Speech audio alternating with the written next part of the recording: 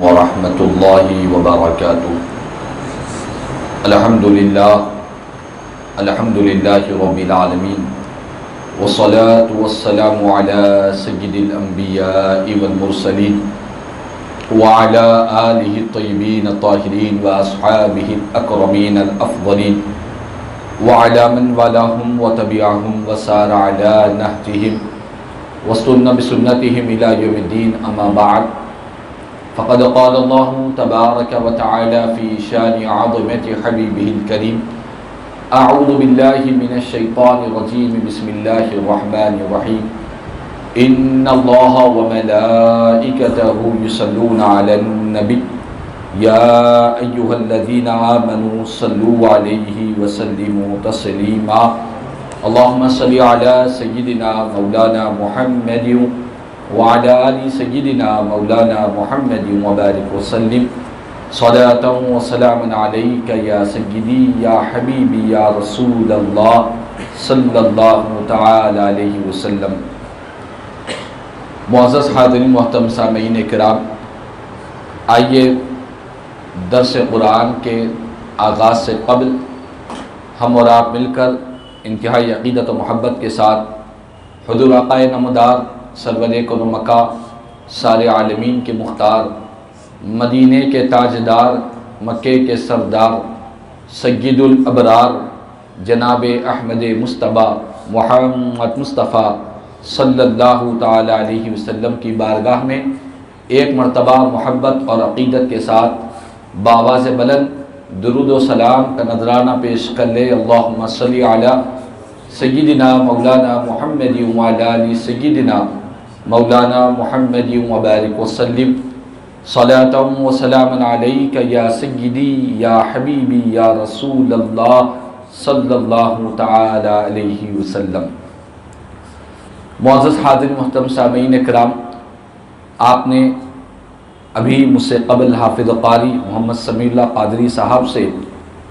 آج کے درس قرآن کی سورہ بقرہ کی آیت 41 کی تفسیر آپ نے سماعت کی ہے، اور انشاءاللہ آج اسی آیت نمبر 41 کا درس مختصراً آپ کے گوشے گزار کیا جائے گا۔ سب سے پہلے میں اس آیت مبارکہ کی بطور تبرک تلاوت کا شرف حاصل کرتا ہوں، اس کے بعد انشاءاللہ اس کا ترجمہ اور اس کی تفسیر آپ کے گوشے گزار کی جائے گی۔ اعوذ باللہ من الشیطان الرجیم، بسم اللہ الرحمن الرحیم، وآمنوا بما انزلت مصدقا لما معکم ولا تکونوا اول کافر به ولا تشتروا بآیاتی ثمنا قلیلا وإیای فاتقون، صدق اللہ العظیم۔ اس آیت مبارکہ کا ترجمہ یوں ہے: اور ایمان لاؤ اس پر جو میں نے اتارا، اس کی تصدیق کرتا ہوا جو تمہارے ساتھ ہے، اور سب سے پہلے اس کے منکر نہ بنو، اور میری آیتوں کے بدلے تھوڑے دام نہ لو، اور مجھ ہی سے ڈرو۔ یہ آیت مبارکہ دراصل پچھلی آیت کی تفسیر اور اس کی وضاحت اس آیت میں بیان کی جا رہی ہے۔ پچھلی آیت مبارکہ سے اس آیت کا جو تعلق اور جو ربط ہے وہ اس طرح ہے کہ پچھلی آیت مبارکہ میں سورہ بقرہ کی آیت 40 میں اللہ تبارک و تعالیٰ نے بنی اسرائیل کو یہ حکم دیا تھا کہ اے بنی اسرائیل، میری اس نعمت کو یاد کرو جو میں نے تم پر نازل کی ہے، اور اس کے بعد فرمایا کہ تم میرا وعدہ پورا کرو، میں تمہارا وعدہ پورا کروں گا، اور مجھ ہی سے ڈرو۔ یہ جو اللہ سے جو وعدہ بنی اسرائیل سے جو لیا گیا تھا، یہ کون سا وعدہ تھا؟ تو پہلے یہ بات بیان کی گئی تھی کہ میرا وعدہ، میرا عہد تم پورا کرو، میں تمہارا عہد پورا کروں گا۔ تو اب اس آیت میں بیان کیا جا رہا ہے کہ اللہ کا جو عہد بنی اسرائیل سے خاص طور پر جو لیا گیا تھا، اس عہد میں سب سے پہلا اور اہم عہد یہ ہے کہ اللہ تبارک و تعالیٰ نے فرمایا کہ تم ایمان لے آؤ، تم ایمان لاؤ کس چیز پر؟ فرمایا ان چیز پر جو میں نے نازل کیا ہے، میں نے جو چیز نازل کی ہے اس پر ایمان لاؤ۔ اللہ نے کیا چیز کو نازل کیا ہے؟ تو یہاں پر مفسرین اکرام نے بیان کیا کہ اللہ تبارک و تعالیٰ نے جو قرآن مجید کو نازل کیا ہے اس قرآن پر ایمان لاؤ۔ اور صرف قرآن ہی اللہ نے نازل نہیں کیا، بلکہ ہمارے علماء نے بیان فرمایا ہے کہ نبی پاک علیہ السلام کی جو احادیث ہے یہ بھی اللہ ہی نے نازل فرمایا ہے۔ حضور کا جو فرمان ہے، حضور کی جو احادیث کریمہ ہے، یہ بھی اللہ کی طرف سے وحی ہے۔ تو قرآن بھی اللہ کی طرف سے نازل کردہ ہے، اسی طرح حدیث رسول بھی اللہ کی طرف سے نازل کردہ ہے۔ لیکن دونوں میں فرق کیا ہے؟ دونوں میں فرق یہ ہے کہ قرآن کے الفاظ اور معنی دونوں اللہ نے نازل کیے ہیں، اور حدیث پاک کے معنی اللہ نے حضور کے قلب پر نازل کیے ہیں، اور اس معنی کو پیارے آقا نے اپنے الفاظ میں بیان فرمائے ہیں۔ تو یہ دونوں میں فرق ہے، اسی لیے فرمایا گیا کہ قرآن مجید بھی وحی ہے، اور اسی طرح حدیث رسول بھی وحی ہے۔ قرآن جو اللہ کی طرف سے وحی ہے اس کو وحی متلو کہتے ہیں، یعنی یہ وہ وحی ہے جس کی تلاوت کی جاتی ہے، جو نماز میں پڑھا جاتا ہے۔ حدیث رسول بھی یہ بھی اللہ کی طرف سے وحی ہے، لیکن اس کو نمازوں میں نہیں پڑھا جاتا ہے، یہ وحی غیر متلو اسے کہا جاتا ہے۔ تو قرآن اور حدیث یہ دونوں بھی اللہ ہی نے نازل کیے ہیں، لیکن قرآن مجید جو نازل ہوئی ہے اس کے الفاظ اور معنی دونوں اللہ نے نازل کیے، اور حدیث رسول صرف معنی حضور کے قلب مقدس پر اللہ نے نازل کیا، سرکار نے اپنی زبان سے اپنے الفاظ سے احادیث کو بیان فرمایا ہے۔ یہ بات جو علماء نے بیان کی یوں ہی نہیں کی ہے، بلکہ اس کے پیچھے قرآن مجید کی وہ آیت ہے جس میں اللہ تبارک و تعالیٰ نے ارشاد فرمایا وَمَا يَنْطِقُ عَنِ الْهَوَىٰ إِنْ هُوَ إِلَّا وَحْيٌ يُوحَىٰ۔ اس آیت میں اللہ نے فرمایا کہ لوگوں، میرا محبوب اپنی خواہشات سے اپنے آپ سے کوئی بات نہیں کہتا، بلکہ میرا محبوب وہی الفاظ ادا کرتا ہے جو اللہ کی طرف سے وحی نازل کی جاتی ہے۔ خدا کی طرف سے جو وحی ہوتی ہے، وحی الہی کو میرا محبوب اپنی زبان سے ادا کرتا ہے۔ تو نبی پاک علیہ السلام نے جس وحی کو قرآن کہا وہ قرآن ہو گیا، اور جس کو اپنی بات کہی ہے وہ حدیث رسول بن گئی ہے۔ بہرحال دونوں بھی وحی ہے۔ قرآن میں اللہ نے فرمایا کہ میرے محبوب کا جو بھی نطق ہے، جو بھی کلام ہے، یہ سب اللہ کی طرف سے وحی ہوتی ہے، وحی خدا کو مصطفیٰ اپنی زبان سے ادا کیا کرتے ہیں۔ تو یہاں پر فرمایا بنی اسرائیل، یہ نہیں کہا وَآمِنُوا بالقرآن، قرآن پر ایمان لاؤ، یہ نہیں کہا، بلکہ یہ فرمایا کہ جو کچھ میں نے نازل کیا ہے اس پر ایمان لاؤ۔ تو یہ الفاظ کی تشریح میں مفسرین نے بیان کیا کہ اللہ نے صرف اگر قرآن پر ایمان لاؤ یہ کہتے تو صرف قرآن میں مخصوص ہو جاتی، لیکن یہاں پر قرآن کا لفظ ذکر نہیں کیا، فرمایا کہ جو کچھ میں نے نازل کیا ہے اس پر ایمان لاؤ۔ تو اس میں دونوں چیزیں آ گئی، یعنی قرآن پر بھی ایمان لاؤ، میرے محبوب کی احادیث پر بھی ایمان لاؤ۔ یہ دونوں چیزوں کو میں ہی نے نازل کیا ہے، میرے ہی حکم سے میرا محبوب فرمایا کرتا ہے۔ تو یہاں پر بنی اسرائیل کو یہ حکم دیا جا رہا ہے کہ تم ایمان لاؤ ان چیزوں پر جو کچھ میں نے نازل کیا ہے، اور یہ اللہ نے جو کچھ بھی نازل کیا، چاہے وہ قرآن مجید ہو یا رسول پاک علیہ السلام کے قلب مقدس پر جو احادیث نازل کیے گئے ہیں، یہ دونوں بھی قرآن اور حدیث یہ دونوں تصدیق کرنے والی ہے ان چیزوں کی جو بنی اسرائیل کے پاس پہلے سے ہی موجود تھی۔ بنی اسرائیل کو جو اللہ نے کتابیں عطا فرمائی تھی، جتنے سابقہ کتابیں اللہ نے پیغمبروں کو عطا فرمائے تھے، وہ تمام کتابوں میں اللہ تبارک و تعالیٰ نے نبی پاک علیہ السلام کے اوصاف کو بیان فرمایا ہے، حضور کے اخلاق کو بیان فرمایا ہے، پیارے آقا کریم صلی اللہ تعالی وسلم کے کمالات کو اللہ تعالیٰ نے سابقہ آسمانی کتابوں میں نازل فرمایا ہے۔ نہ صرف حضور کے اخلاق بلکہ پیارے آقا کی ولادت کہاں ہوگی، اور حضور ولادت کے بعد ہجرت فرما کر جس شہر کو جائیں گے اس شہر کا بھی اللہ نے سابقہ کتابوں میں تذکرہ فرمایا ہے۔ اور نہ صرف سرکار کے شہر پاک بلکہ حضور کے ساتھ رہنے والے صحابہ کرام رضوان اللہ تعالی علیہم اجمعین کے اوصاف بھی اللہ تبارک و تعالیٰ نے سابقہ آسمانی کتابوں میں بیان فرمایا ہے۔ حضرت ابوبکر صدیق رضی اللہ تعالیٰ عنہ، حضرت عمر فاروق رضی اللہ تعالیٰ عنہ، جو حضور کے سچے جانثار، سرکار کے سچے وفادار، یہ خلفائے راشدین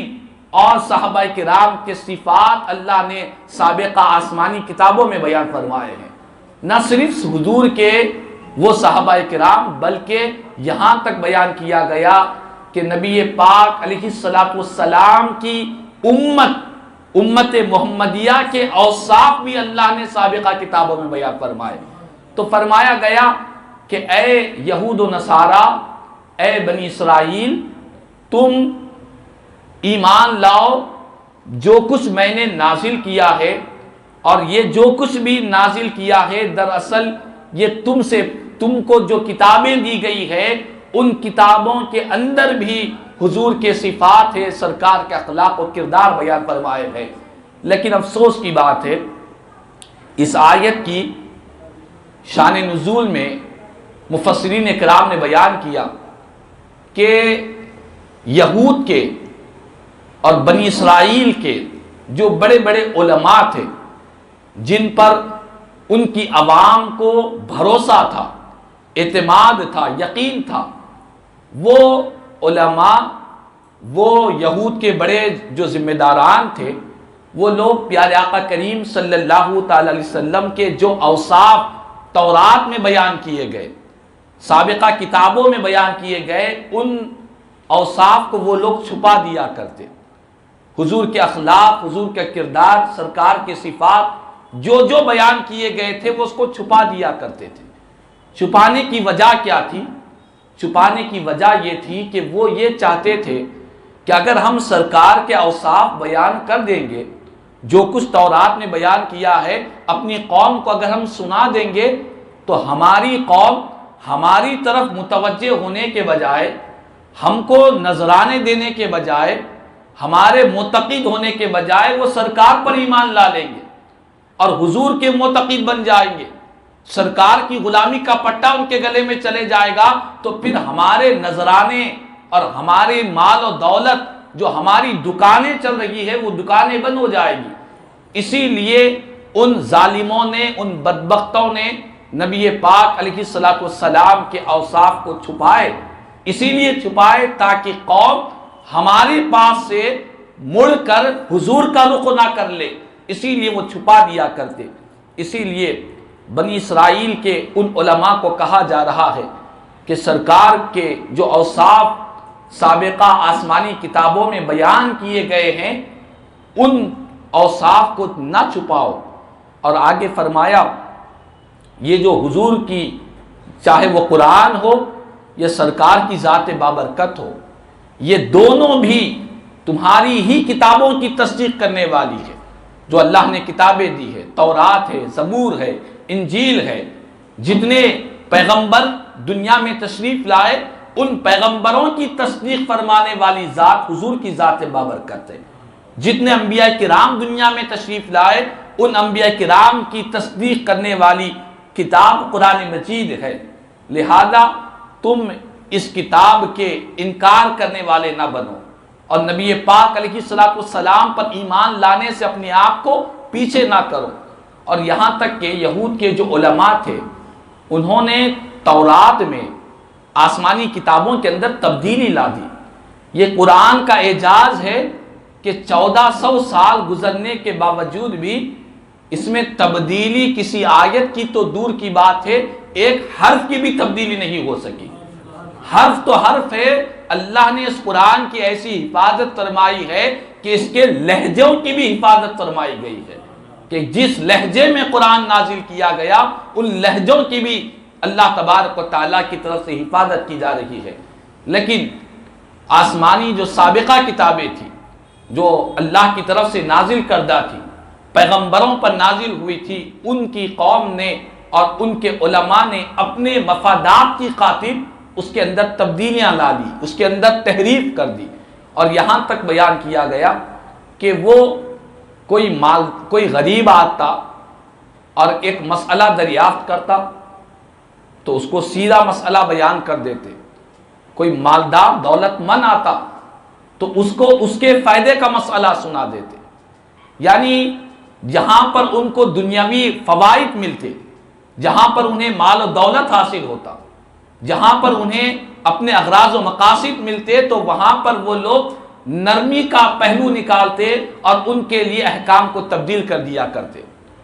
اگر کوئی بدبخت کوئی زنا کا کام کوئی غریب کرتا تو اس کے لیے زنا کی جو سزا تھی وہ سزا اس کو سنا دیتے، اور کوئی مالدار دولت مند اس زنا کے عمل میں مبتلا ہوتا تو اس کے لیے اس آیت کو چھپا دیتے، اس کے لیے وہ احکام بیان نہیں کرتے۔ تو یہ ان کی روش تھی، یہ ان کا طریقہ کار تھا۔ یہود کے جو علماء تھے ان میں سے اکثر و بیشتر مفادات کے خاطر، دنیاوی اغراض و مقاصد کے خاطر وہ ان کی کتابوں کے احکام کو چھپا دیا کرتے، اور اپنے مفادات کے لیے جو جس طرح چاہتا، کوئی مالدار چاہتا کہ مجھے اس طرح مسئلہ ہونا چاہیے تو اس کو اس طرح کا مسئلہ بیان کر دیتے۔ تو یہ یہودیوں کے علماء کے اور بنی اسرائیل کے علماء کا یہ معاملہ تھا۔ لیکن اللہ تبارک و تعالیٰ نے قرآن میں بیان کیا کہ تم اول اس کے انکار کرنے والے نہ بنو، تم اس کے اول کا مطلب یہ ہے کہ اگر تم انکار کرو گے، علماء یہود اگر انکار کریں گے تو ان کے پیچھے آنے والی ان کی قوم بھی انکار کرے گی۔ ہر چیز کے اولیت کی بڑی اہمیت ہے، چاہے خیر کا کام ہو چاہے برائی کا کام ہو، جو کام ابتدا میں اول وقت میں جو سبقت کرتے ہیں ان کی بڑی اہمیت ہے۔ حدیث پاک میں نبی پاک علیہ السلام نے ارشاد فرمایا، صحیح مسلم شریف کی حدیث پاک ہے، حضور نے فرمایا کہ جس نے اسلام میں کوئی اچھا طریقہ رائج کیا، عمدہ طریقہ رائج کیا، اور اس اچھے طریقے پر دوسرے لوگ بھی اس پر عمل کرے، تو اللہ تبارک و تعالیٰ اس اچھے طریقے کو ایجاد کرنے والا، اس کو آغاز کرنے والا اللہ تعالیٰ اسے بھی اجر عطا فرمائے گا، اور جتنے لوگ اس پر عمل کرتے رہیں گے ان کو بھی ثواب ملتا رہے گا، اور جو عمل کریں گے ان تمام کا ثواب ابتدا میں آغاز کرنے والے کو اللہ تعالیٰ ثواب عطا فرمائے گا۔ تو یہ اول جو کام کا آغاز ہوتا ہے اس کی بڑی اہمیت ہوا کرتی ہے۔ اور اسی طرح حضور نے بیان کیا کہ جس نے کوئی برا طریقہ رائج کیا اور اس پر جو لوگ عمل کرتے رہیں گے ان تمام کا وبال ان کو تو ملے گا ہی ملے گا، لیکن آغاز کرنے والے کو بھی اس کا وبال ملے گا۔ اسی لیے فرمایا گیا کہ حضرت آدم علیہ السلام کا پہلا بیٹا قابیل جس نے حابیل کو قتل کیا، تو قتل کا سب سے پہلے آغاز کرنے والا کون تھا؟ وہ قابیل تھا۔ اس نے سب سے پہلے قتل کا آغاز کیا روئے زمین پر، اللہ کی زمین پر سب سے پہلے ناحق قتل کرنے والا قابیل تھا۔ تو احادیث کریمہ میں بیان کیا گیا کہ دنیا میں جتنا قتل ہوتا رہے گا، قتل کے جتنے واقعات ہوتے رہیں گے،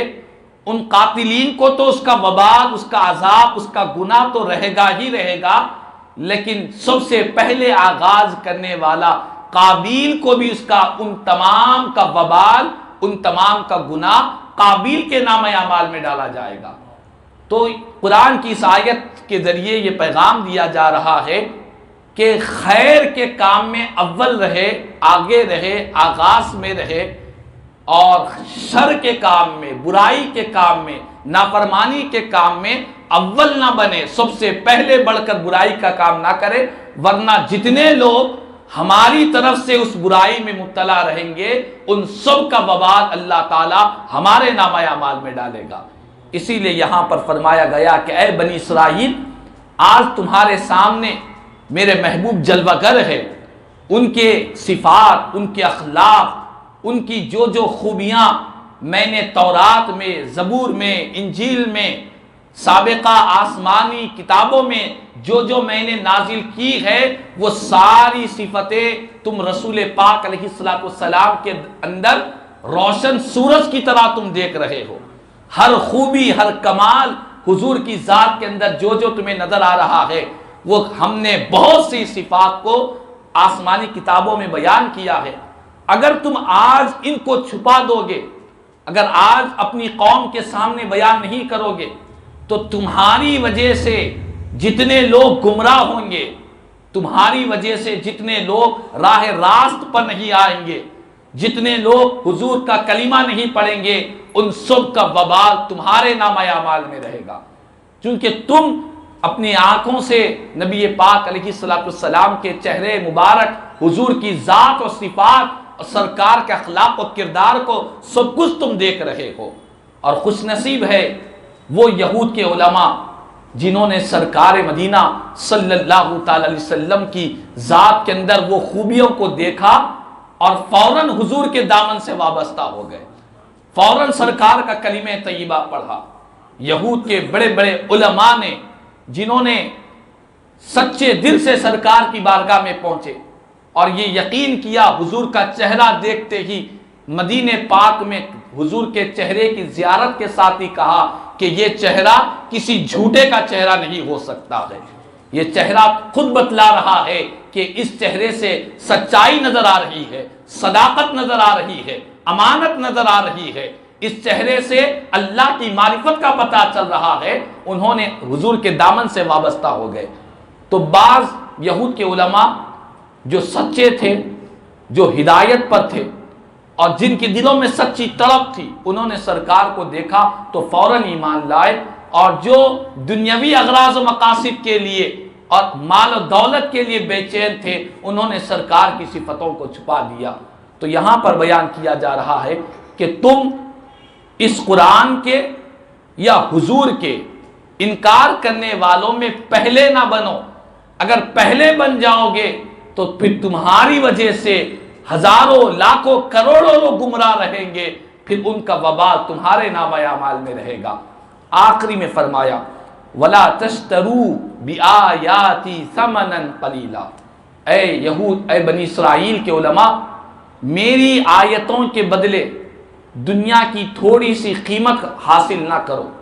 تم میری آیتوں کو چھپا رہے ہو، میں نے جو آیتیں نازل کی ہے سابقہ کتابوں میں، ان آیتوں کو، حضور کی صفات کو تم چھپا رہے ہو۔ کیوں چھپا رہے ہو؟ تاکہ دنیا کی تھوڑی سی مال مل جائے، دولت مل جائے۔ تو فرمایا کہ دنیا کی یہ جو چیز ہے یہ ثمنن قلیلہ ہے۔ قرآن نے ثمنن قلیلہ کہا، اس کی تفسیر مفسرین اکرام نے بہت پیاری بیان کی کہ کہا کہ یہ دنیا کی دو صفت ہے، ایک صفت ثمنن بیان کیا کہ یہ قیمت ہے، اور قلیلہ تھوڑی ہی ہے۔ اب قیمت کسے کہتے ہیں؟ تو قیمت اس چیز کو کہتے ہیں جس کے ذریعے کوئی چیز حاصل کی جائے۔ قیمت بذات خود کسی کو فائدہ نہیں پہنچا سکتی، بذات خود اس کے اندر کوئی فائدہ نہیں ہوتا جب تک کہ اس کے بدلے کوئی چیز نہ لی جائے، تو اصل قیمت نہیں ہوتی۔ اس کی مثال یہ ہے کہ اگر کسی کو بھوک لگ رہی ہے، اس کے پاس ایک 100 روپے کا نوٹ ہے، تو اس کی بھوک نہیں مٹے گی اگر وہ نوٹ کھا لے گا۔ نوٹ کھانے سے نہ بھوک مٹے گی نہ پیاس ختم ہوگی، جب تک کہ وہ اس قیمت کو بیچ کر، اسے دے کر کوئی غذا حاصل نہ کرے۔ تو یہ جو قیمت ہوتی ہے بذات خود کوئی فائدہ نہیں پہنچاتی جب تک کہ اس سے کوئی چیز کو نہ خریدا جائے، کوئی سامان نہ خریدا جائے۔ تو فرمایا گیا کہ یہ دنیا قیمت ہے۔ اگر کسی نے لاکھوں روپے رکھے ہوئے ہیں اسے بھوک لگ رہی ہے، وہ لاکھوں روپیے سے اسے کھا نہیں سکتا جب تک کہ وہ اسے بیچ کر کوئی غذا یا کوئی سامان نہ خریدے۔ تو دنیا کی مثال ایسی ہی ہے کہ دنیا یہ قیمت ہے، یہ بذات خود کوئی نفع پہنچانے والی چیز نہیں ہے، بلکہ اس کے ذریعے سے تمہیں اپنی آخرت کو حاصل کرنا چاہیے، اس کے ذریعے سے اپنی آخرت کو بہتر بنانا چاہیے۔ دنیا میں انسان آیا ہے تو اللہ نے ہر ایک کو دنیا دی ہے، کسی کو مال و دولت دیا، کسی کو عزت، کسی کو شہرت، کسی کو نوکری، کسی کو منصب۔ تو کامیاب انسان وہ ہے کہ جو اسی دولت، اسی دنیا کے لیے ہی اپنا سب کچھ قربان نہ کرے، بلکہ اس دنیا کے ذریعے اپنی آخرت کو بہتر بنائے، اپنی آخرت کو کامیاب کرے۔ جس طرح ہم مال و دولت سے کوئی سامان خریدتے ہیں، اسی طرح اس دنیا کے ذریعے ہمیں اپنی آخرت کو بہتر بنانا چاہیے۔ دنیا اچھی ہے ان لوگوں کے لیے، دنیا سے بھلائی ان لوگوں کو حاصل ہوتی ہے جو اس دنیا سے اپنی آخرت کو بہتر بنانے کی کوشش کرتے ہیں۔ چنانچہ آپ دیکھیں صحابہ کرام رضوان اللہ تعالی علیہ مجمعین کی زندگیاں ہمارے سامنے ہیں۔ ان کے پاس بھی دنیا کی دولت تھی، ان کے پاس بھی دنیا کی مقبولیت تھی، ان کے پاس بھی دنیا کا بہت ساز و سامان تھا، لیکن وہ اس دنیا سے صرف اسی دنیا کے طلبگار نہیں ہوتے، بلکہ اس دنیا سے اپنی آخرت کو بہتر بناتے، اپنے مال کو خرچ کر کے، اپنا وقت خرچ کر کے، اپنی صحت اور توانائی کو اللہ اور اس کے رسول کی رضا میں لگا کر اپنی آخرت کو بہتر بناتے۔ تو فرمایا کہ دنیا ثمنن ہے، ثمن ہے یعنی قیمت ہے،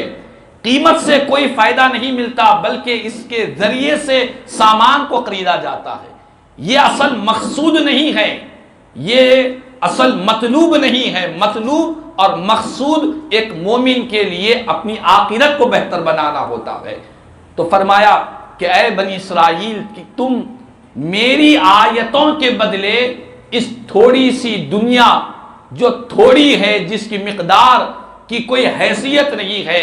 ساری دنیا جنت کے ایک موتی کے برابر نہیں ہو سکتی ہے۔ یہ اللہ تعالیٰ نے ویسی نعمتیں، ویسی انعامات آخرت میں اپنے نیکوکار، اپنے وفادار فرما بردار بندوں کے لیے تیار کر رکھی ہے۔ فرمایا کہ میری آیتوں کے بدلے دنیا کی تھوڑی سی قیمت کو نہ خریدو۔ فرمایا وَإِيَّايَ فَاتَّقُونِ، یاد رکھو تم مجھ ہی سے ڈرو، تمہیں میرا ڈر، میرا خوف ہونا چاہیے۔ یہاں پر علماء نے بیان کیا کہ حضور کی جو صفات بیان کی گئی تھی سابقہ کتابوں میں، انہوں نے سرکار کی عظمت اور حضور کے فضائل، نبی پاک علیہ السلام کی جو شان، رفعت و بلندیاں جو تورات میں بیان کیے گئے تھے، ان علماء سو یہود کے جو بدبخت تھے انہوں نے اس کو چھپا دیا تھا۔ تو اللہ نے فرمایا کہ میرے محبوب کی عظمت کو چھپانے والوں مجھ ہی سے ڈرتے رہو، میرا خوف دل میں رکھو۔ یاد رکھ لو میرے محبوب کی عظمت کو بیان کرنے میں کوئی کنجوسی نہ کرو، کوئی بخالت نہ کرو۔ جتنی عظمت اور فضائل، جتنے اخلاق و کردار اور حضور کی جتنی رفعت و بلندی تم بیان کر سکتے ہو کرتے رہو۔ اگر تم چھپاؤ گے تو پھر میرا قہر تمہاری زندگی میں داخل ہوگا، میرا عذاب تمہاری زندگیوں میں داخل ہوگا۔ اسی لیے فرمایا وَإِيَّايَ فَاتَّقُونِ، تم کسی سے نہیں، تم مجھ ہی سے ڈرو، میرا خوف اپنے سینوں میں رکھو۔ تو بہرحال اس آیت نمبر 41 میں، اس آیت نمبر 40 سے لے کر 150 تک، سورہ بقرہ کی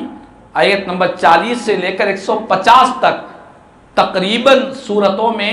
بنی اسرائیل کے واقعات بیان کیے گئے ہیں، ان کے احوال کو بیان کیا گیا،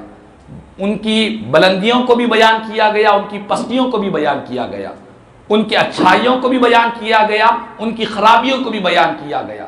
مقصد بیان کرنے کا ہم امت مسلمہ کے لیے یہ ہے کہ ہم ان کی زندگیوں سے درس حاصل کریں، ان کی زندگیوں سے نصیحت حاصل کریں، دیکھیں کہ وہ جب اچھائیوں میں مبتلا تھے تو اللہ نے انہیں کیسی بلندیاں عطا فرمائی، جب انہوں نے اپنے نبی کی نافرمانی میں مبتلا ہو گئے تو پھر کیسے پستی زوال کا شکار ہو گئے۔ وہ زمانے میں معزز تھے، صاحب قرآن ہو کر آج ہم ذلیل و خوار ہوئے تاریک قرآن ہو کر۔ مطلب یہ ہے کہ جب تم نبی پاک علیہ الصلوۃ والسلام اور حضور کے